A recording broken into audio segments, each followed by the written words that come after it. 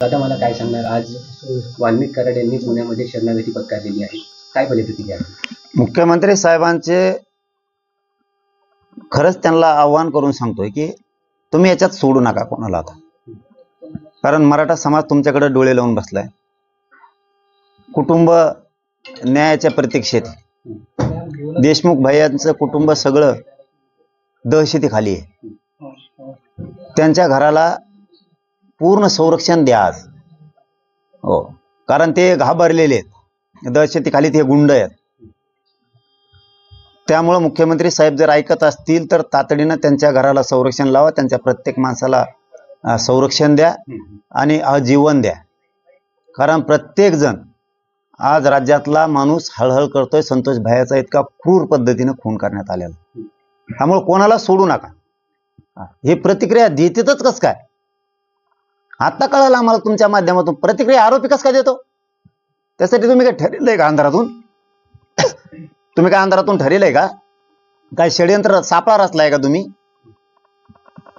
ते जर माणसं मारत सुटलाय, गोरगरिबांचे लेकरं उन्हात पडायला लागले.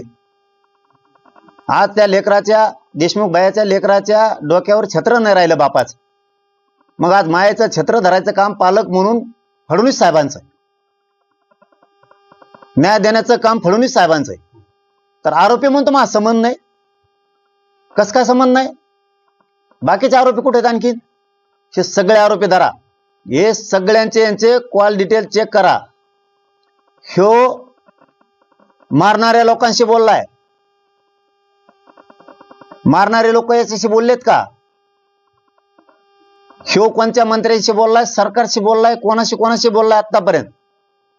2-3 महिन्यापासूनचे आजपर्यंतचे सगळे डिटेल काढा त्यांची. आणि ज्यांनी पाठबळ दिले हे खून पचवायसाठी, त्यांना सगळ्यांना मध्ये घ्या. याच्या सगळे लोक भांडतायत.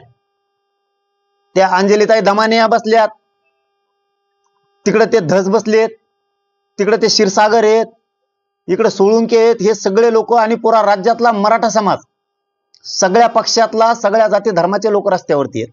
आणि हा जर अशी प्रतिक्रिया देतोय, मग काय तुम्ही आमची दिशाभूल करायचे ठरवले की काय? आमची दिशाभूल सरकारनं करायची ठरवली?